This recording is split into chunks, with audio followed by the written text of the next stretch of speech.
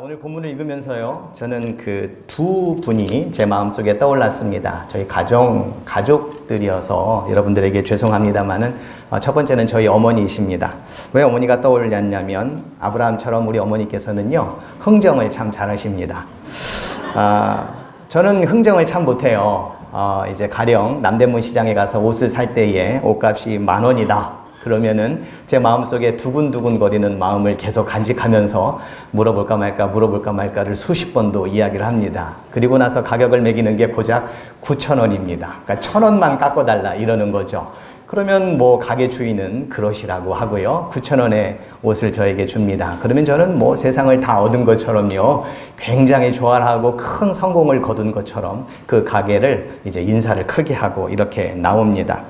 그런데 어머니는 좀 다르십니다. 제가 어렸을 적에 어머니와 함께 그 가게도 다니고 또 남대문 시장도 다니고 그랬습니다만은요, 가면은 가격을 굉장히 크게 후려치십니다. 말하자면은요, 10,000원짜리를 5,000원에 해달라고 이러는 거예요.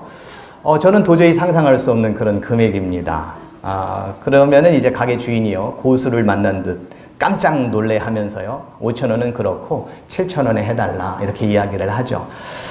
그러면은 안 된다고, 돈이 없다고 5,000원에 해달라 이렇게 이야기를 합니다. 그때 등장하는 사람이 접니다. 제가 등장을 해가지고요, 어머니 2,000원이 모자르시면은 제가 2,000원을 빌려드릴 테니까 그걸로 7,000원 사면 되지 않겠습니까? 이렇게 이야기를 합니다. 뭐 다 된 밥에 이제 재를 뿌린 격이죠. 그래서 어머니께서는 황급히 7,000원은 그렇고 6,000원에 옛다 하고 6,000원을 건네주고는 물건을 가지고 오십니다. 그러면 그때 저는요, 굉장히 미안한 마음을 우리 주인에게 갖습니다. 그래서요, 나올 때요, 장사 잘 하시라고, 오늘 많이 파시라고 이렇게 인사를 하고 나오고는 했었습니다. 제가 나오면서 이런 생각을 했어요. 칼만 안 들었지 도둑님이 따로 계시지 않구나 라는 생각을 할 때가 많이 있었습니다. 그런데 우리 어머니께서 그 돈을 가지고 쓰시는 거를 보면 저에게 맛있는 것도 사주시고 또 좋은 것도 사주시고 또 그러셨던 것 같아요.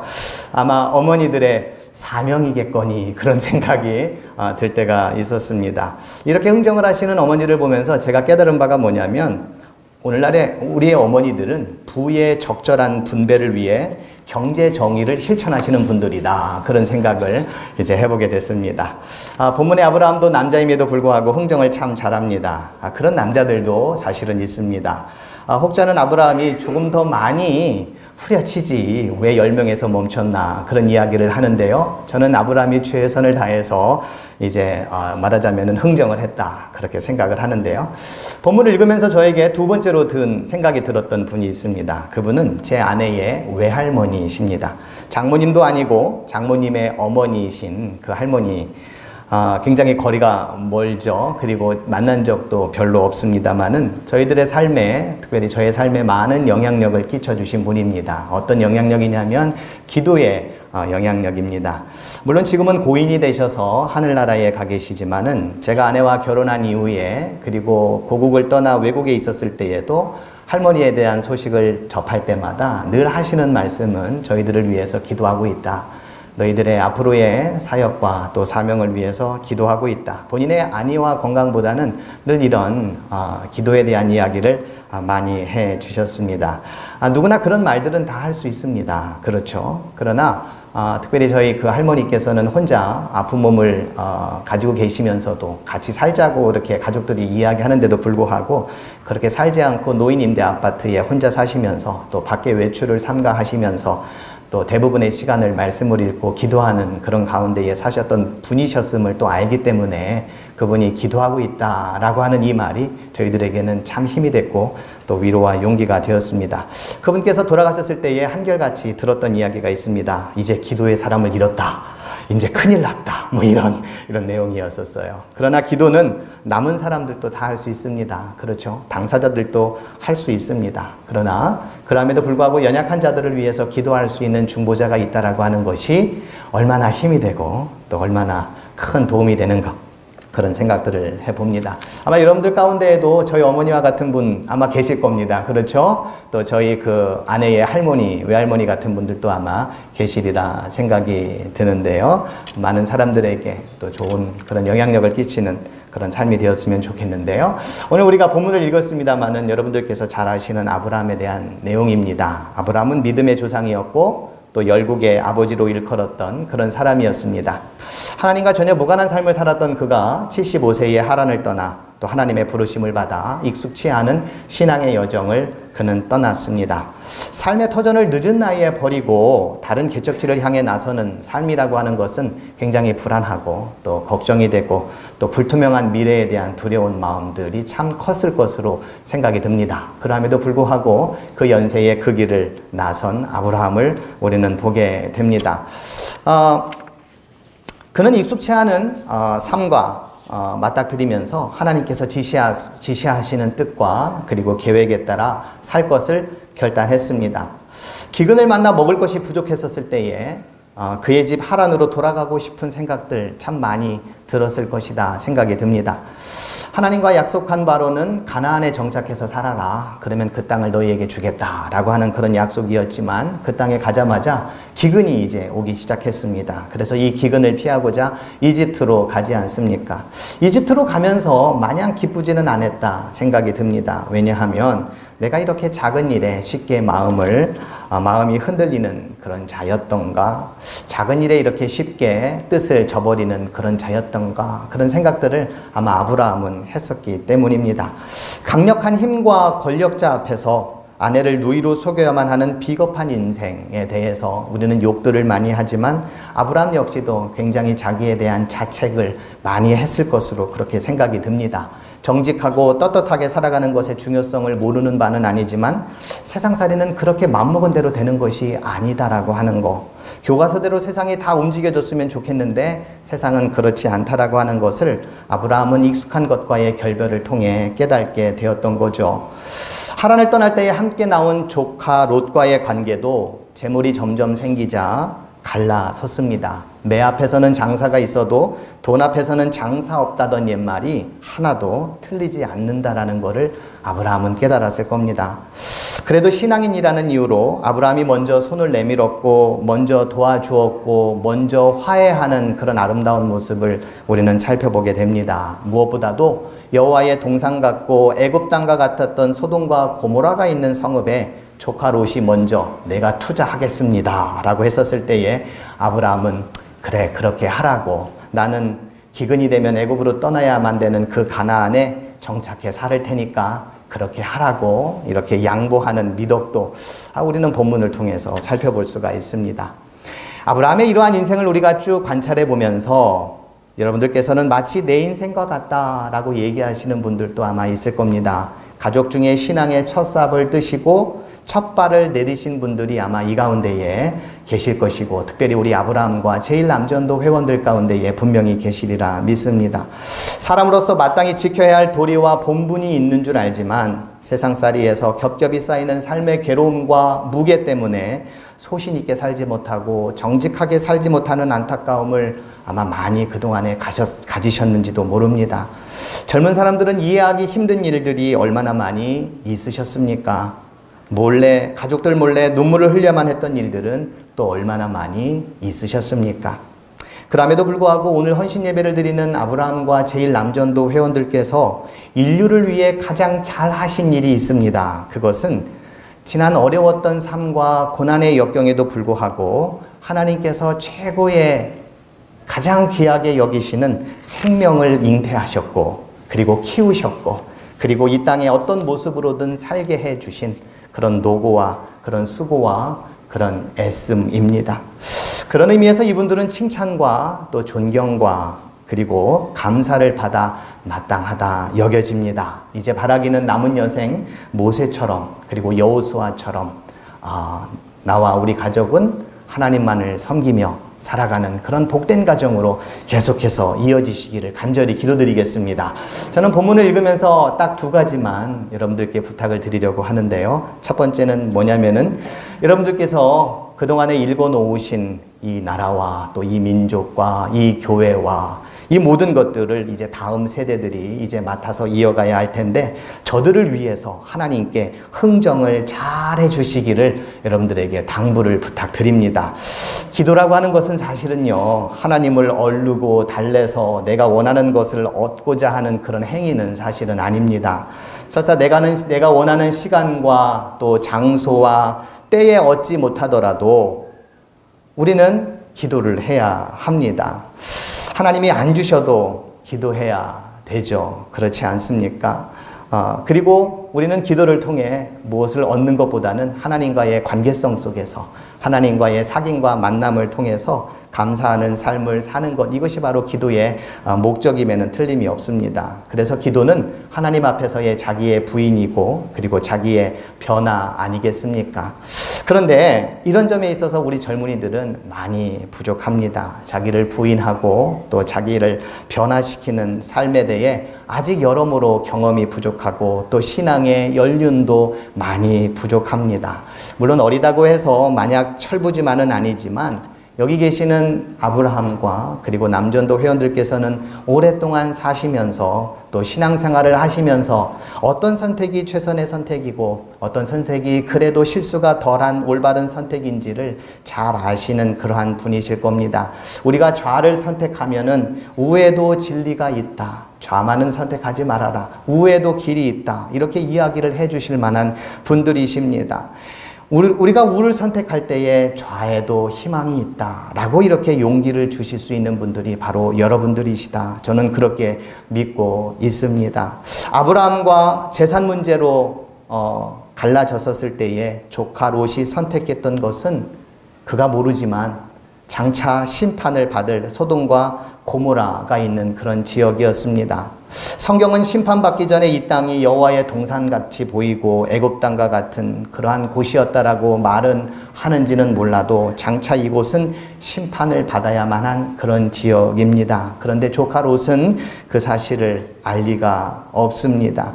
조카 롯에게 중요한 것은 뭐냐면 가나안에 대한 하나님의 약속이라고 하는 것은 안중에도 없었다라고 하는 점입니다. 그저 눈에 보기에 좋은 곳이면 그걸로 만사 오케이였습니다.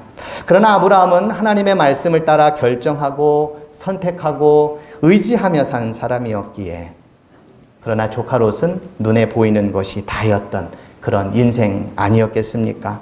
당장 눈앞에 얻어지는 이익이라면 위아래도 없는 사람, 그게 바로 조카 롯이었습니다.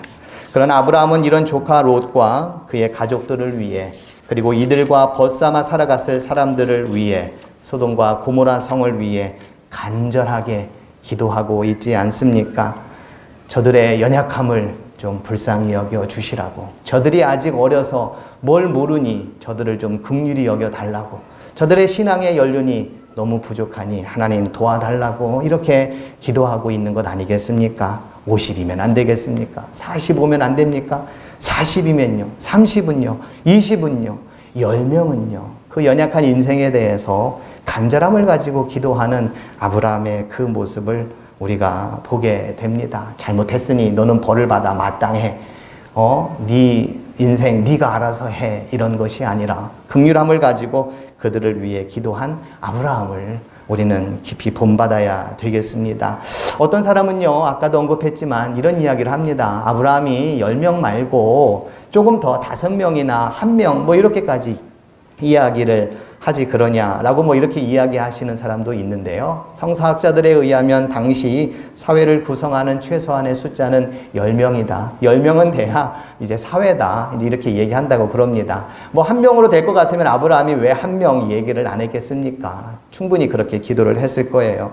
그걸 보면서 이런 생각을 했어요. 적어도 그 사회를 이끌어가기 위해, 그 사회가 바른 사회가 되기 위해서는 최소한의 10명이 있어야 되는데 그 10명조차도 없었던 그런 강팍한 사회, 그런 연약한 사회, 그런 미숙한 사회, 앞만 바라보고 먼 곳을 내다보지 못하는 사회, 신앙이라고 하는 것은 없는 그러한 곳, 영적인 삶이라고 하는 것은 찾아볼래야 찾아볼 수 없는 그러한 곳이 바로 소돔과 고모라 성이었다라고 하는 점. 그런데 오늘날은 별반 다른가라고 하는 생각들을 해보게 됐습니다. 빛과 소금의 사명을 감당하는 사람이 우리 가운데에 점점 줄어들 가고 있다면, 그래서 10명조차 되지 않는, 적어도 최소한 이 사회가 정화되기 위해서는 그 정도 숫자가 되어야 되는데 그것조차도 없다면 여러분도 얼마나 가슴 아프시겠습니까? 앞으로 이 사회를 이끌어갈 그러한 사람들이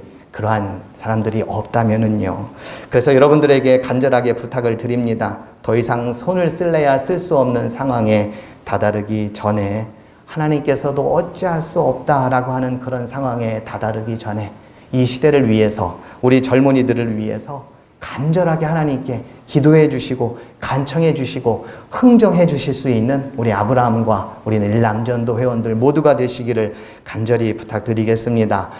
종교개혁 500주년을 맞이한다고 사회가 온통 떠들썩합니다. 말 그대로 종교개혁을 해야 될 그런 상황임에는 틀림이 없습니다. 세상에 신실하고 또 올바르고 또 올곧게 살아가는 그러한 젊은이들과 그런 세대들이 되어야 될 텐데, 이런 면에 있어서 여러분들의 기도가 하나님의 마음을 움직이시고 또 사람들의 마음을 움직이는 그런 역사가 있기를 주님의 이름으로 간절히 부탁드리겠습니다. 사실 아브라함에게요, 롯은 가족이었지만 결국 틀어진 가족이었습니다. 틀어지면은 기분 나쁘잖아요. 그렇죠. 보기 싫잖아요. 그렇지 않습니까? 아브라함도 가나안에 기근이 있었을 때에 애굽을 피했습니다. 그만큼 가나안에 산다라고 하는 것은 척박한 땅에 사는 겁니다. 그럼에도 불구하고 그 땅을 양보했다. 하나님의 약속을 믿고 양보했다. 우리가 성경을 통해서 살펴볼 수 있지만, 어떤 면에서 생각해 보면 내가 좀 더 좋은 땅에 투자하면 좋을 텐데, 내가 좀 더 좋은 곳에 가면 좋을 텐데, 사촌이 있다면 배가 아프다고 내가 먼저 선택할 걸, 내가 나이가 많은데 내가 결정 먼저 한다고 그럴 걸, 내가 왜 롯에게 먼저 결정을 하라고 그랬을까, 이런 마음이 아마 들 수도 있을 겁니다. 그럼에도 불구하고 아브라함은 자기만 생각하지 않았다라고 하는 거예요. 근데 중요한 게 있습니다. 성경 앞부분에 읽어보면은요, 아브라함에게 천사가 나타나가지고요, 두 가지 약속을 하는데요. 하나는 너에게 아들이 있을 것이다 라고 하는 약속이고요. 또 하나는 소돔과 고모라 성에 대한 심판입니다. 자기에게는 좋은 거예요. 그렇죠. 좋은 거니까 나는 걱정 안 해도 돼요. 염려 안 해도 됩니다. 그렇게 살아도 돼요. 그러나 아브라함에게 그 한켠에는 저 성에 대한, 저곳에 살고 있는 사람들에 대한, 저곳에 있는 내 가족에 대한, 비록 틀어지기는 했지만 내가 못마땅하게 생각하고는 있지만 저들을 위해 긍휼한 마음을 가지고 기도했던 그런 아브라함의 모습을 보면서, 기도는 우리가 계속해서 확장되어야 된다 생각을 합니다. 나를 위해 기도하는 사람이 결국에는 나를 위해서만 삽니다. 가족을 위해 기도하는 사람은 결국에는 가족만을 위해서 살아갑니다. 그러나 나라와 민족을 위해서 기도하는 사람은 그 자녀들을 통해서도 나라와 민족을 위해 살아가는 삶이 될 거라고 우리는 분명히 믿는데요. 그렇다면은 이러한 기도의 영향력과 능력을 우리가 믿는다면 기도의 영역을 조금 더 확장시켜서 다음 세대들을 위해, 내가 비록 못마땅하게 생각하는 사람들이지만, 나아가는 전혀 생각이 달라서 내가 정말 보기도 싫은 사람이지만, 그러나 저들에게 맡기고 저들이 감당할 수 있는 그런 모습이 되도록 아브라함처럼 기도해야 되지 않을까, 그런 생각들을 해봅니다. 소돔과 고모라 성도 마찬가지죠. 아브라함에게는 남입니다. 그렇죠. 그러나 남이었지만, 남이야 어떻게 되든 말든, 남이야 뭐 알아서 사는 거지, 이런 마음보다는 그들을 위해 기도했던 아브라함을 보면서 가족을 넘어 이웃과 사회에 잇닿아 있는 아브라함의 그 통큰 믿음을 우리는 보게 됩니다. 너 없는 나의 구원이 과연 무슨 의미가 있고, 사회 구원이 없는 개인 구원이 무슨 의미가 있겠는가라고 하는 마음을 죄송합니다. 아브라함이 가지고 있었다. 그렇게 생각이 듭니다. 중보기도를 드렸던 구약의 많은 인물들이 있습니다만은요, 신약도 마찬가지고요. 모세의 기도가 있습니다. 금송아지를 만든 이스라엘 백성들을 심판하겠다 하니까요, 하나님 이들을 심판하시면 차라리 나를 생명책에서 내 이름을 지워주십시오 라고 하면서 도리어 자기의 안위보다는 백성들의 마음을 먼저, 백성들을 용서해 줄 것을 기도했던 모세를 우리는 알 수 있고요. 예수님께서도 그가 십자가에 죽기 전에 하나님과 내가 하나가 된 것처럼 이들도, 이 제자들도, 앞으로 살아갈 이 백성들도 우리와 더불어 하나가 되어 우리가 누구인지, 내가 누구인지 깨달아 알게 도와주십시오. 이런 기도를 드리지 않았습니까? 여러분들의 기도가 그 어떤 때보다도 간절한 때인 줄로 분명히 믿습니다. 여러분들의 기도 덕에, 여러분들의 기도를 통해 다시금 모든 것들이 회복되기를 간절히 소원합니다. 두 번째 여러분들에게 부탁드리고 싶은 거는요, 하나님께 온전히 맡기는 삶을 사시라고 제가 감히 여러분들에게 말씀을 통해 당부를 드립니다. 아브라함의 중보기도는 언뜻 보기에 실패로 돌아간 듯 보입니다. 결과론적으로 소돔성은 불바다가 되었으니 말입니다. 그렇다고 해서 아브라함의 기도가 헛것이 된 것은 아닙니다. 그는 자기가 할 본분에 대해서는 최선을 다했습니다. 그러나 그 결과는 자기 손을 떠나 이미 하나님께 가 있습니다.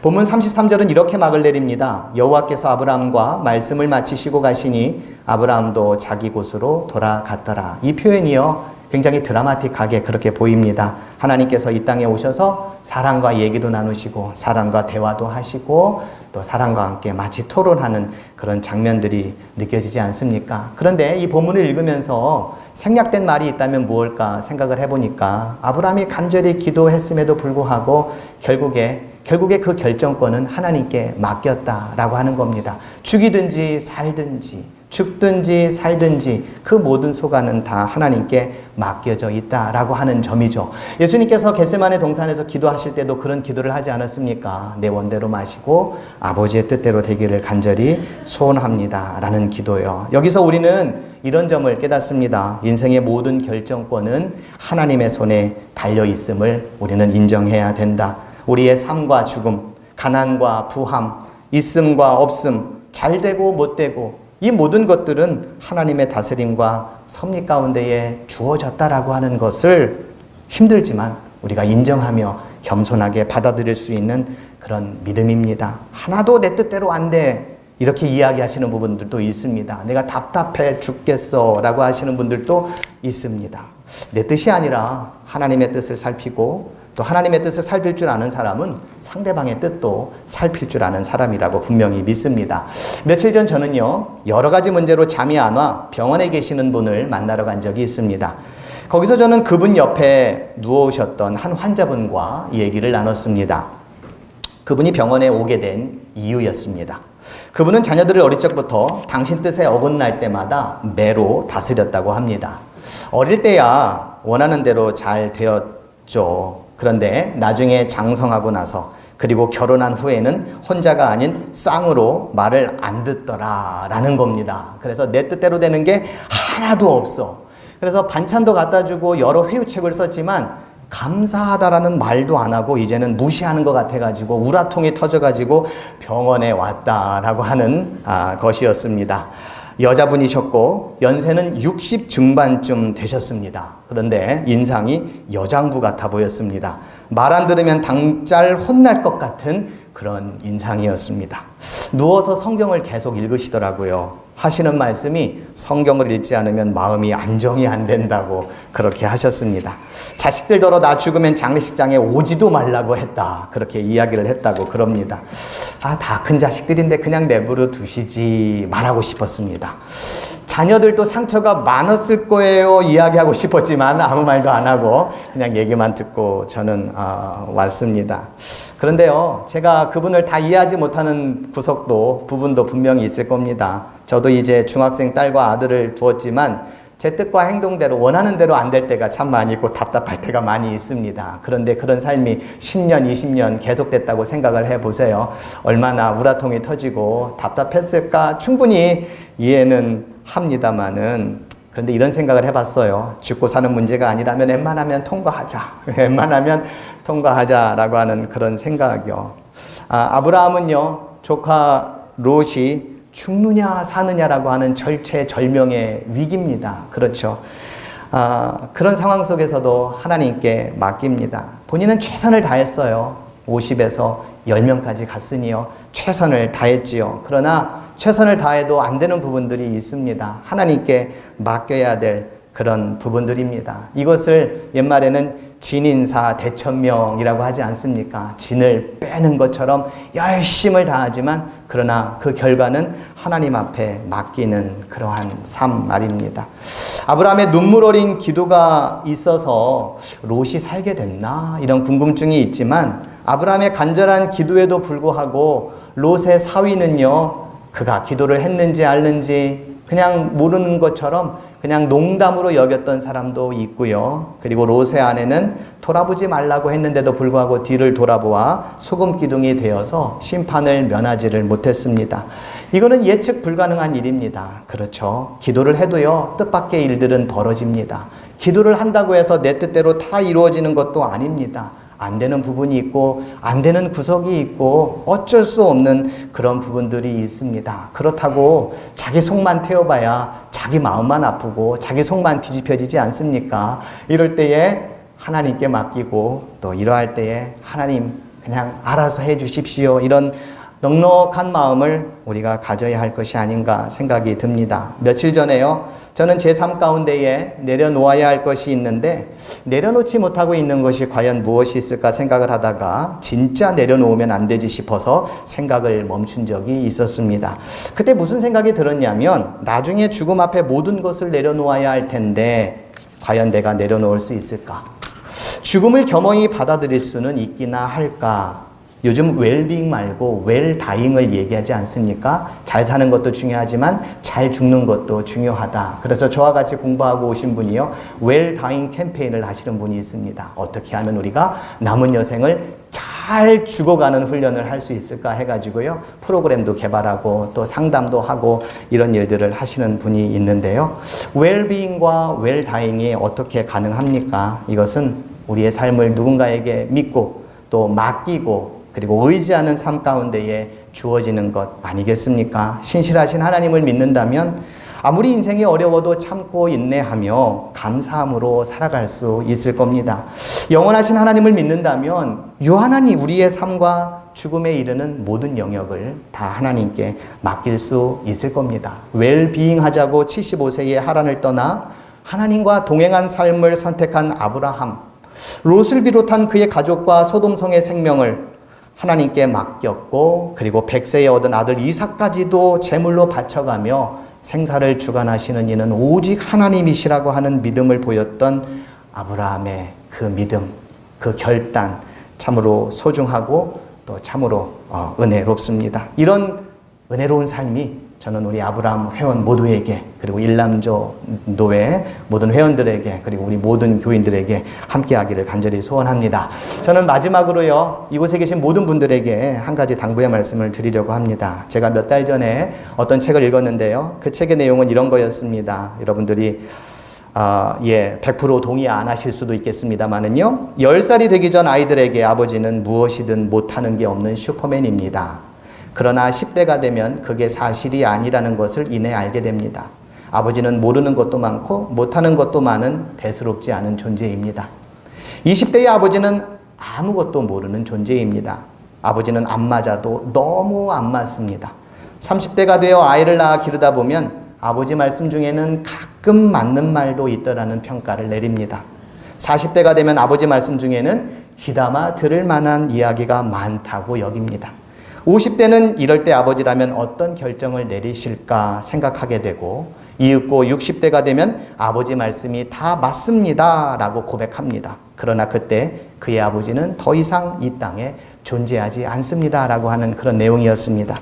제가 유일하게 암송하는 한시가 2개가 있는데요, 그 중에 하나는 효에 대한 건데, 어버이 살아실제 섬기기 다하여라, 지나간 후면 애달타 어이하리, 평생에 잊지 못할 일이 이뿐인가 하노라 라고 하는 이 한시인데요, 오늘 이 자리에 계신 우리 모두는 앞으로 우리를 보면서 우리 자식들도 똑같이 그렇게 하실 겁니다. 부끄럽지 않는 삶을 우리 모두가 살아갈 수 있도록 효도하고 또 좋은 가정을 만들고 또 섬기며 살아갈 수 있는 그런 삶이 다 되었으면 좋겠습니다. 오늘 헌신의 예배를 드리는 아브라함과 제일 남전도회 회원 모두에게 복의 근원이 되고 복의 통로가 되는 삶이 앞으로 계속해서 있어지기를 간절히 기도드리겠습니다. 더불어 부탁드리고 싶은 거 하나님께 흥정 좀 많이 해주십시오. 우리 다음 세대들을 위해 또 이 나라의 민족을 위해 그렇게 해주시고 또 남아있는 여생 하나님 앞에 온전히 맡겨져 평안한 날들이 계속해서 이어지시기를 주님의 이름으로 기도드리겠습니다. 기도하시겠습니다.